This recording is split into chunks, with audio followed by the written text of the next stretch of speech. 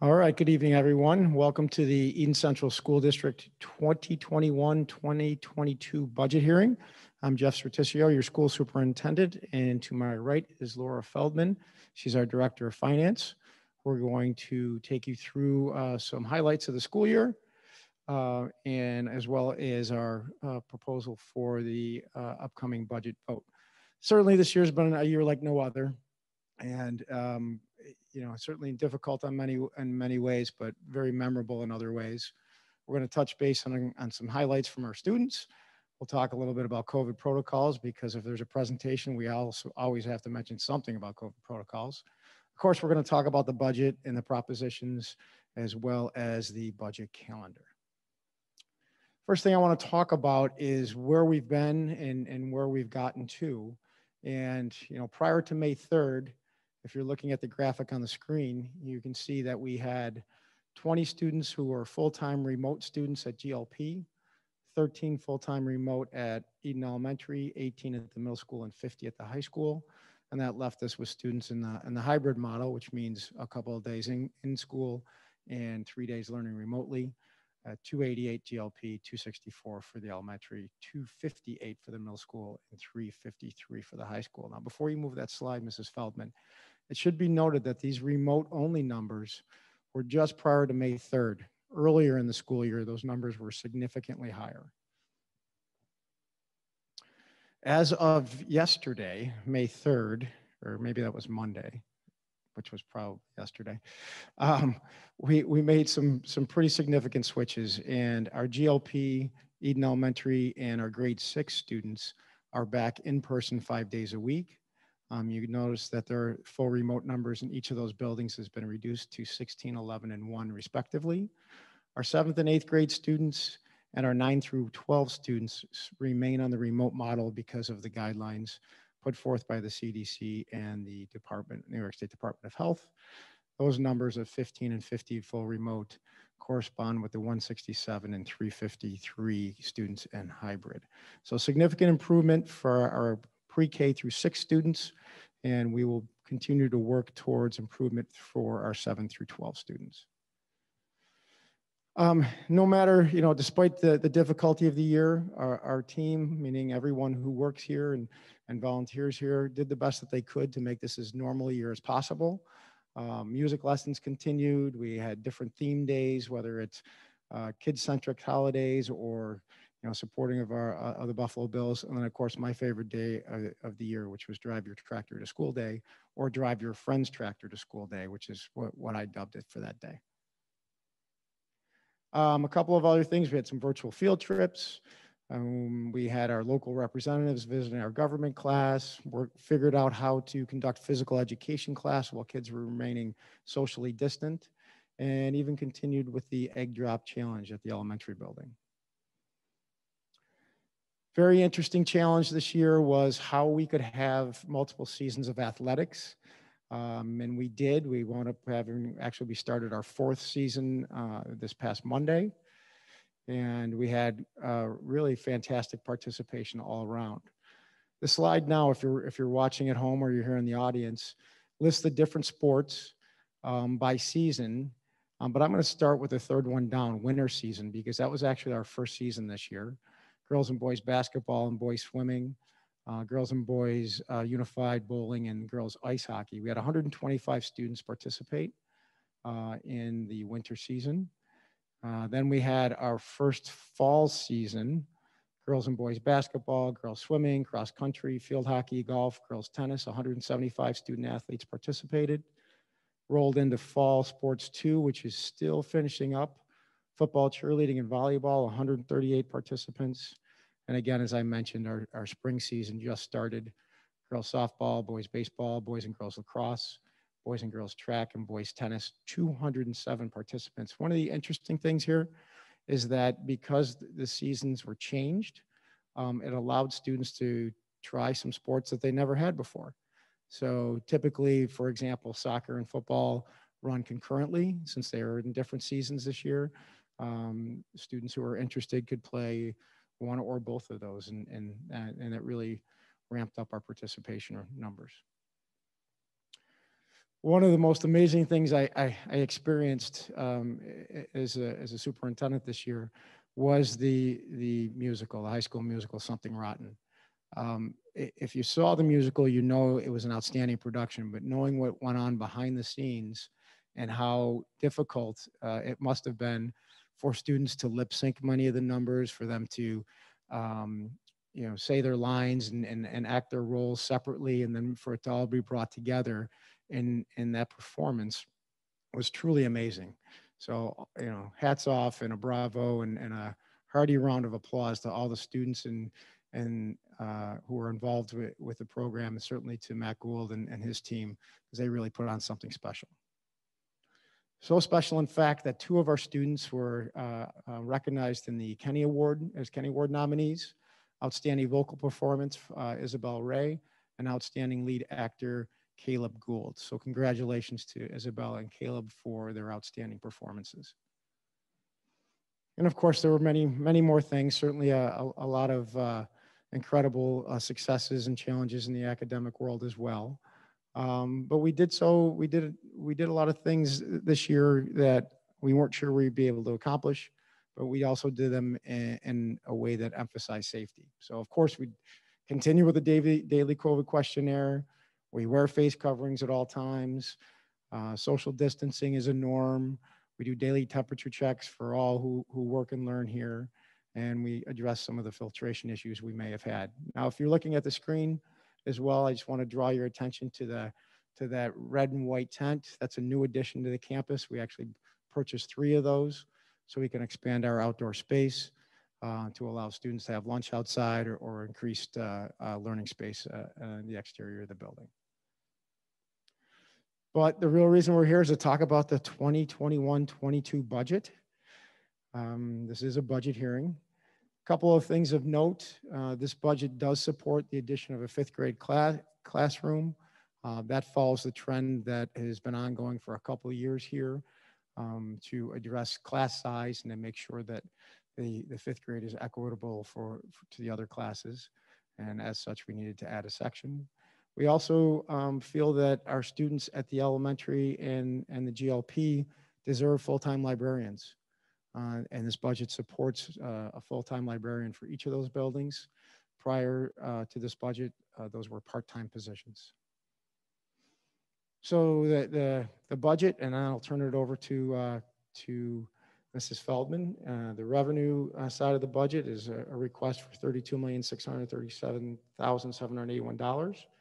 The expenditures are the exact same number, and we are asking for a 0 levy increase, which means we're not asking to increase the local share of taxes at all. So now we want to talk about how are we spending the money. Every year we're required to show the public a 3-part budget. So 75% of our costs come from program, that's services directly related to the students. The administrative component is 10%, and the capital component is 15%. Capital component is buildings and grounds and the facilities that we work in and educate our students in. So this year we have another 1% added to last year's program content, and that was a reduction out of the capital component.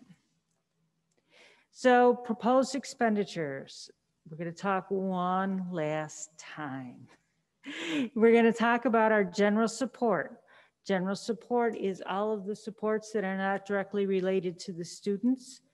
It was $3.9 million in 2021, $3.8 million in 21-22, down 78,000, 2% lower.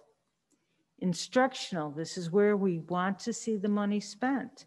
16 million to 17.3 million, almost 17.4, a 1.3 million increase or 8.68%.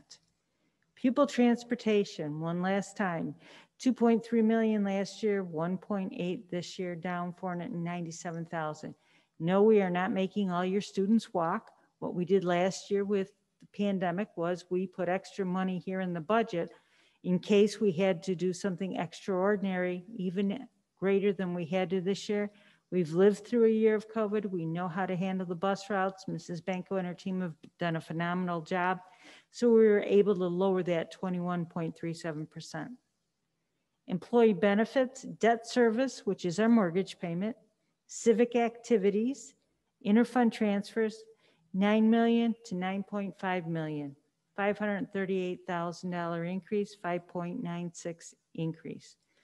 Total expenditures are going from $31,285,337 in the adopted 2021 budget to $32,637,781 in the proposed budget, up 4.32% or $1.3 million. Where does the money come from? I like to show this graphic every year because I think it just helps point out. Our property taxes pay 47% of the budget. State aid pays 40%. Reserves 1%. Miscellaneous is local revenues, including Erie County sales tax. That's 5%. Interfund transfers, appropriated fund balance, which means appropriated to reduce taxes, and that's at 6.5%. Federal aid is at 0.5. Reserves are at 1%. Now, for those who like to see the numbers, we'll go through this. The revenues, property taxes in this proposed budget, adopted 2021, $15,164,827. Proposed for the 21-22 school year, $15,164,827. Zero change, both percent and dollars. State aid, $11.8 million to $12.9 million. $1.1 million increase, 10%. Federal aid stays at $30,000, stays level.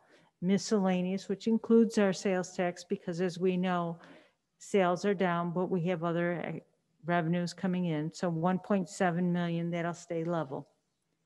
Interfund transfers, that's $29,000, that stays level. Appropriated fund balance, this is the work your Board of Education requested happen for taxpayers. $1.8 million to $2 million.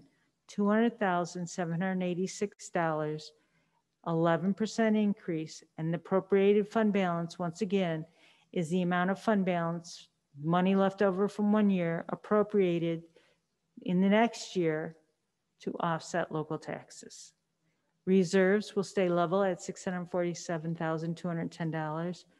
And as you can see, the budget goes from $31,285,337 to $32,637,781, up 4.32%, exactly the same as the expenditures, because by law we're required to have a balanced budget.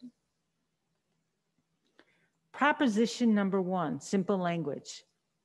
Authorize the district to spend $32,637,781 for the 21-22 school year.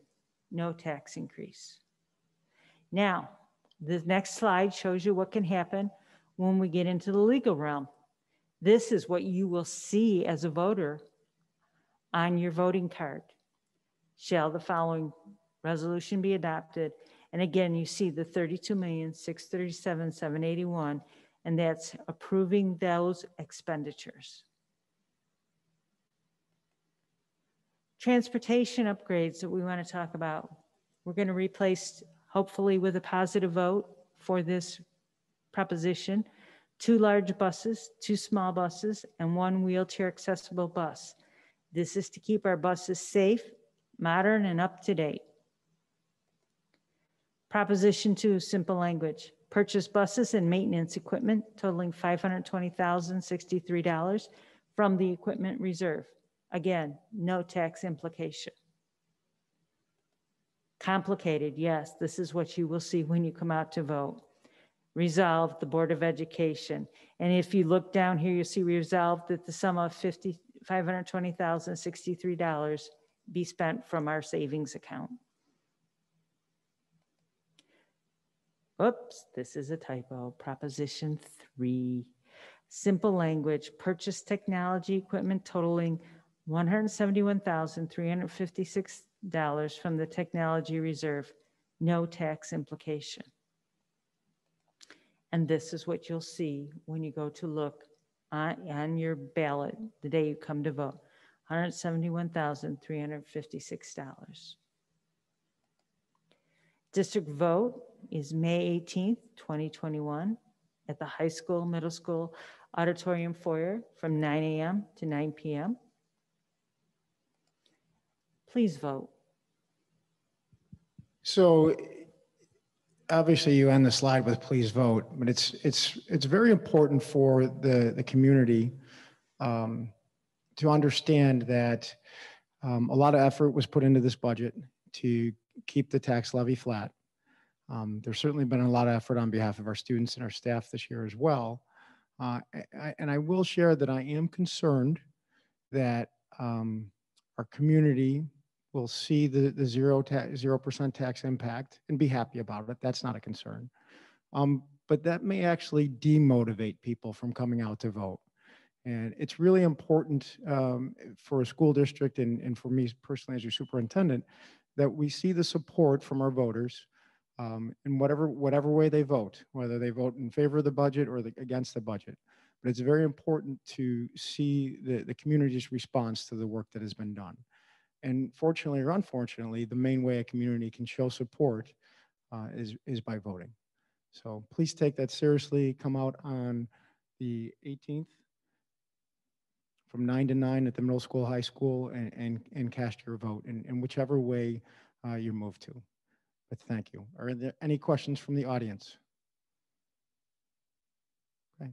This concludes our budget hearing. Anything else, Mrs. Feldman? We hope you all have an opportunity to come out and vote on the 18th. Thank you. Thank you for attending.